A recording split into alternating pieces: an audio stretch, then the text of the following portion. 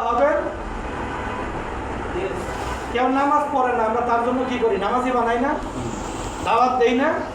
কিন্তু গরিব মানুষের ধনী হওয়ার জন্য কে কে দাওয়াত দিচ্ছেন আজ পর্যন্ত? একজন হাত তোলেন দেখি। তাহলে তো আপনি এই আয়াতটার উপর আমল করেন নাই। কোনো হুজুর দাওয়াত দেয় না, আমাদের বললেই হবে। ধনী হওয়ার জন্য কারা দাওয়াত দিচ্ছেন? কেমনে দাওয়াত দিচ্ছেন ধনী হওয়ার জন্য? যারা নেটওয়ার্কিং এ আসছে তারা দাওয়াত দিচ্ছে। কিন্তু আজ পর্যন্ত নেটওয়ার্কিং এর বাইরের কোনো হুজুর কি ধনী হওয়ার জন্য দাওয়াত দিচ্ছে?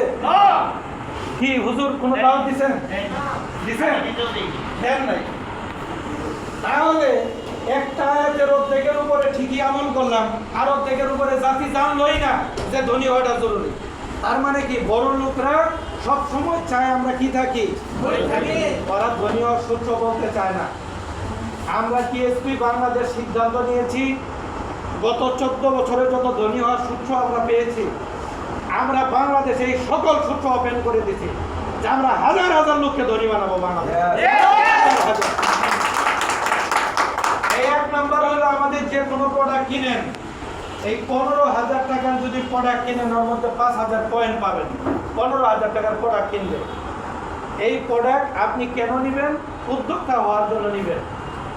আপনি ঢাকা শহরে একটা পানের দোকান দিতে 30,000 40,000 টাকা লাগে। আর একটু আগে আমরা জানলাম যে চাকরি করে একজনও সফল হয় না। তাহলে কি আমরা চাকরি করলে সফল হব?